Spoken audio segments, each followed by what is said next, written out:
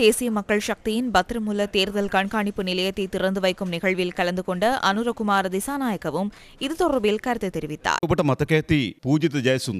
Poojith Jayasundara police மா அதிபராக கடமையாற்றிய சந்தர்ப்பத்தில் அவர் கட்டாய விடுமுறையில் அனுப்பப்பட்டார்.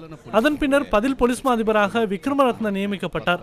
ஜனாதிபதி வெளிநாடு செல்லும் பட்சத்தில் அமைச்சர்கள் இருக்கும் போதே மேலும் சில அமைச்சர்களை தற்போது ஜனாதிபதி நியமித்துள்ளார். எனவே ஜனாதிபதியால் பதில் பொலிஸ் மா அதிபரை இலகுவாக நியமிக்க முடியும். தவிர்க்கும் முயற்சியாகவே இதனை ரணில் விக்ரமசிங்க பயன்படுத்துகிறார். இன்று பிரதமர் அது தொடர்பில் நீண்ட விளக்கம் ஒன்றை பாராளுமன்றத்தில் அளித்தார். இன்று அவர் பாராளுமன்றத்தில் ஆற்றிய உரையை முடிந்தால் வெளியில் கூறுமாறு நான் சவால் விடுக்கின்றேன். அதேபோன்று தேசபந்துவுக்கும் நான் ஒரு விடயத்தை கூறுகின்றேன். ஒரு தொலைபேசி உரையாடல் அல்லது போலீஸ் திணைக்களத்தின் ஆவணங்கள் அல்லது சுற்று நிறுவனங்களில் போலீஸ் மா அதிபர் என முடிந்தால் போலீஸ் மா அதிபர் தேசபந்து என கையெழுத்திடுங்கள்.